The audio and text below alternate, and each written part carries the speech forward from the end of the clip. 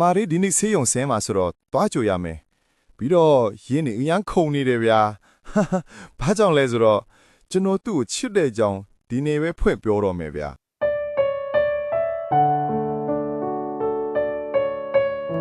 ကိုကြီးကညီမလေးကိုလာကြိုတာပါ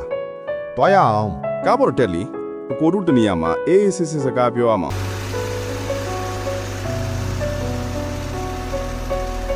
ကိုမင်းကိုရမ်းချစ်တယ်မြင်ချင်းနှလုံးသားထဲကနေအရန်ချစ်ခဲ့ရတာပါကို့ချစ်ကိုလက်ခံပေးပါနော် ညီမလည်းအကိုကိုချစ်ပါတယ်နော်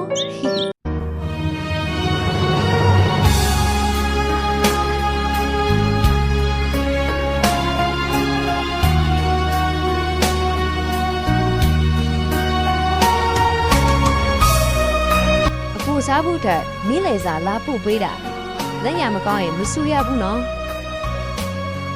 အဲ့ဒါကြောင့်ချစ်နေရတာ ညီမနဲ့အတူတူဟန်နီမွန်းထွက်ဖို့အကိုခွင့်ယူထားတယ်လိုအပ်တာတွေတည်တည်ချာချာထုတ်ပို့ထားတော့ချစ်လေး ဟုတ်အကို Eid kulu ni ba me mena mania ba ma malu atoba ma down da roba ya ya happy yezo ba ye den we khale do ni out do la twe ka isai bu amya phi min be na shi lu ya ri da si le shi san ma အလုံးလုံးချင်းတဲ့ကိုဒီအတိုင်းနေရတာအချင်းဒီဖြုံးနေတာလို့မယ်ရွှေကုန်းကညီမတင်ငယ်ချင်းနေနဲ့အတူတူအလုံးသွားလို့မယ်ခွင့်ပြုပေးနော်အကို အင်းလေညီမသွားကျင်တယ်ဆိုမှတော့အကိုမတားပါဘူးအကြာကြီးမနေနဲ့နော်အကိုလွမ်းနေရမှာ စိတ်ချနော်အကိုညီမမကြခင်ပြန်လာမှာပါ အကိုစောင့်နေမယ်နော်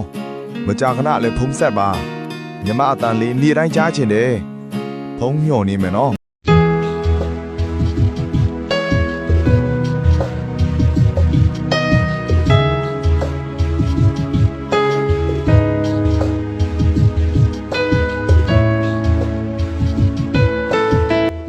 ငါ့ကိုဖုံးမဆက်တာတပတ်ပြည့်တော့မဲကွာငါသူ့ကိုအယမ်းလွမ်းတယ် သူအလုံးများနေလို့နေမှာပါနားလည်ပေးလိုက်ပါဗျ